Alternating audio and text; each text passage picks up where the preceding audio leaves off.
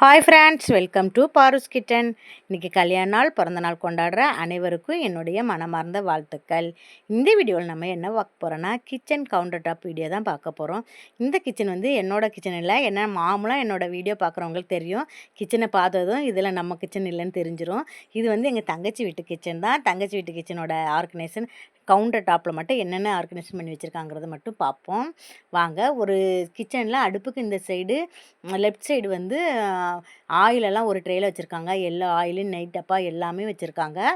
அதுக்கப்புறமா ஜாரில் வந்து உப்பு போட்டு வச்சுருக்காங்க. கல்லுப்பு ஒன்று, சால்ட் உப்பு ஒன்று தனித்தனியாக 2 ஜாரில் போட்டு வச்சுருக்காங்க. இதில் அதில் வந்து மெரூன் கலரில் இருக்கிறது வந்து சால்ட் உப்பு போட்டிருக்காங்க. இதில் கல் உப்பு போட்டிருக்காங்க. அப்புறம் வந்து இந்த கத்தி, கரண்டி அது எல்லாமே ஒரு 2 ட்ரேவாக ஸ்டோர் பண்ணி வச்சுருக்காங்க. அப்புறம் வந்து ஸ்பூனெல்லாம் ஒரு ட்ரேயில் ஸ்டோர் பண்ணி வச்சுருக்காங்க. அதுக்கப்புறம் முட்டை வந்து ஒரு ட்ரேயில் வச்சுருக்காங்க. அதுக்கப்புறம் டீ தூள், சர்க்கரை அதுவும் ஒரு ட்ரேயில் வச்சுருக்காங்க, சின்ன ட்ரேயில். ஏன்னா நமக்கு அவசரத்துக்கு அது தேவைப்படுங்கிறாங்களா, அது 2 டப்பாவில் போட்டு வச்சுருக்காங்க. அவ்வளோதாங்க இது மேலே இருக்கிறது. அதுக்கப்புறமா அடுப்பு தான் இருக்குதுங்க. அவ்வளோதாங்க, ஒரு அடுப்பு வந்துருச்சு. எல் சைஸ் கூட கிடையாது, ஒரே இது தான், ஒரே செல்ப்பு தான். அப்புறம் வந்து சமைக்கிறதுக்கு தண்ணி ஊற்றி இது பண்ணுறதுக்காக அது ஒரு பானை மாதிரி ஒரு இதில் வச்சுருக்காங்க. இதில் வந்து நம்ம டேப்பாகவும் யூஸ் பண்ணிக்கலாம். இவங்க வந்து தண்ணி ஊற்றி வச்சுட்டு சமைக்கிறதுக்கு இதில் வந்து தண்ணி எடுத்துப்பாங்க. அவ்வளோதாங்க. இது வந்து சின்ன கிச்சன் தான். அந்த கிச்சனுக்கு வந்து ஒரே ஒரு செல்ஃபு தான். இதுதான் கொடுத்துருக்காங்க கவுண்டர் டாப்பு. எல் ஷேப்பு கூட கிடையாது.